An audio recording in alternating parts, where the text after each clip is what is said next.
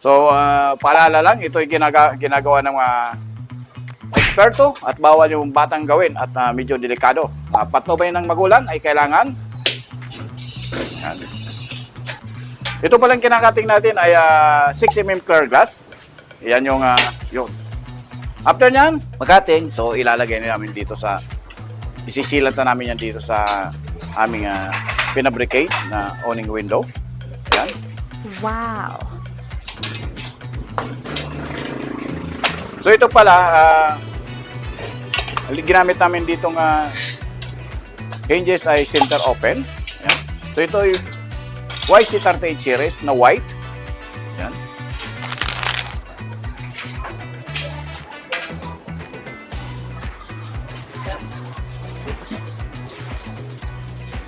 Ganun mo lang, dahil muna pagpatama. Ganun lang.